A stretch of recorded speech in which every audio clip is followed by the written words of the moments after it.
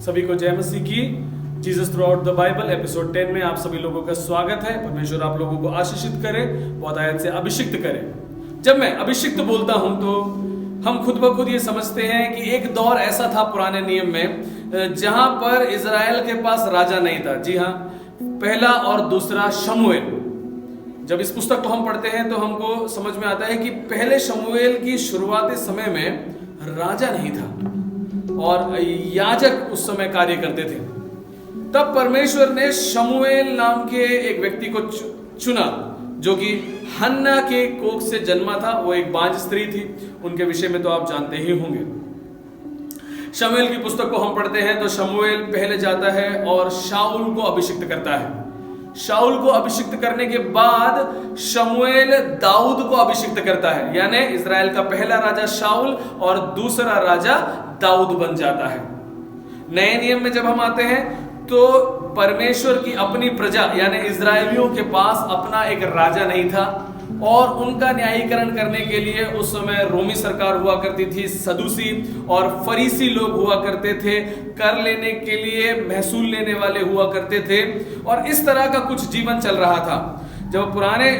जब शमूएल की पुस्तक को हम पढ़ते हैं तो वहां हम देखते हैं कि किस प्रकार से हम अपने जीवन के दानवों को हरा सकते हैं। जब परमेश्वर ने शमूएल को नियुक्त किया, शमूएल ने शाऊल को नियुक्त किया और शाऊल के बाद परमेश्वर ने दाऊद को नियुक्त किया शमूएल के द्वारा, और दाऊद ने जाकर गोलियत को हराया। यह कोई साधारण बात नहीं है कि एक बालक जो कि योद्धा भी नहीं, सिर्फ एक चरवाहा है, अपने जीवन के दानव को हराता है। बिल्कुल उसी तरह से जिस तरह से नए नियम में प्रभु यीशु मसीह ने हमको अपने जीवित जीवन के उदाहरण के द्वारा बताया कि अपने जीवन के दानवों को कैसे हराना चाहिए। कई बार दाऊद के जीवन में ऐसा अवसर आया कि वो क्षमा ही ना कर पाए, लेकिन जो उसको मारना चाहता था, यानी शाऊल जो कि पहला राजा था, दाऊद को मारना चाहता था क्योंकि वो दाऊद से जलन रखने लग गया था। और जब दाऊद को यह मौका मिला कि वो शाऊल को मार सके गुफा के अंदर, वहां पर हम दाऊद के जीवन से परमेश्वर की क्षमा का प्रभाव देख सकते हैं। वही प्रभाव जो कलवरी क्रूस पर प्रभु यीशु मसीह उन लोगों के साथ करते हैं जो उनको क्रूसित करने के लिए जा रहे हैं। प्रभु यीशु मसीह कलवरी क्रूस पर कहते हैं, पिता इनको क्षमा करना, ये नहीं जानते कि ये क्या कर रहे हैं।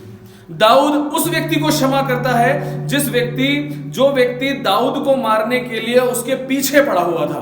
दाऊद के पास एक सुनहरा अवसर था कि वो उसको मार दे, लेकिन परमेश्वर की सृष्टि जानते हुए वो उस व्यक्ति को छोड़ देता है। शमूएल की पुस्तक, पहला शमूएल हो, दूसरा शमूएल हो, हम ये देख सकते हैं, समझ सकते हैं, शमूएल कभी भी लोगों की प्रसन्नता के लिए आगे नहीं बढ़ा, नहीं, लेकिन हमेशा परमेश्वर को प्रसन्न करने के लिए आगे बढ़ा। Samuel was not a man pleaser, वो कभी भी मनुष्य को प्रसन्न करने के लिए आगे नहीं बढ़ा। आप देख सकते हैं जब वो दाऊद को अभिषेक करने के लिए गए तो यीशु ने अपने सारे पुत्रों को दिखाया, लेकिन शमूएल ने एक भी पुत्र को देखकर ये नहीं कहा कि ये राजा बन सकता है। वो नहीं चाहता था कि यीशु को प्रसन्न करने के लिए वो कुछ भी बोल दे। और जब हम यीशु मसीह को देखते हैं तो स्पष्ट तरीके से इस बात को जानते हैं, जब कभी भी सदूसी या फरीसी लोगों ने उनसे कोई प्रश्न किया, उनको प्रसन्न करने के लिए या राजनीतिक उन्नति पाने के लिए या लोगों के नजरिए में आगे बढ़ने के लिए, यीशु मसीह ने कभी भी उनकी सहमति का जवाब नहीं दिया, वरन वो जवाब दिया जो परमेश्वर की उपस्थिति में सबसे सही है, या परमेश्वर की इच्छा का जवाब दिया।